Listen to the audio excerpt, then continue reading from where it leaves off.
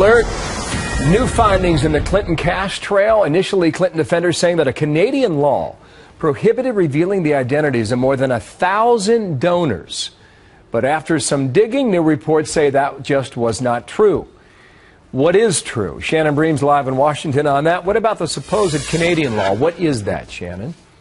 Well, Bill, according to an in-depth fact check by the Washington Post, they're giving that statement 3 out of 4 Pinocchios. They're not buying it. That ranking means they found significant factual errors and or obvious contradictions. There is also new trouble for the Clinton Foundation, specifically the Clinton Health Access Initiative, or CHI. It makes up about 60% of the overall Clinton charitable operation, has a budget of more than $100 million a year.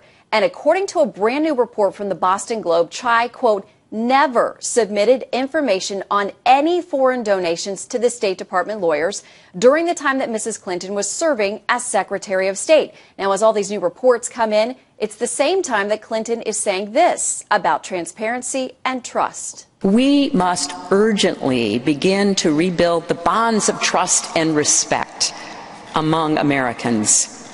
Between police and citizens, yes, but also across society. Restoring trust in our politics, our press, our markets. And Bill, both her supporters and critics question why she would make that specific statement, just drawing more attention to all of these new allegations. What kind of a reaction are you getting on these new revelations, Shannon?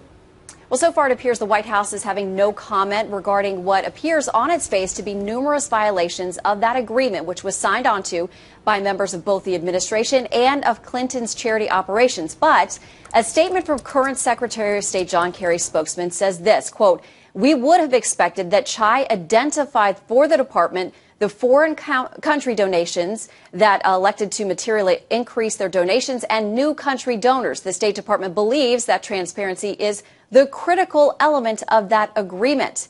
And by the way, it doesn't appear that agreement regarding disclosures contains any penalties for failing to do so. Bill? All right, Shannon, thank you. Stay on it. Will do. Right. Shannon Bream in Washington there. Thanks, Martha.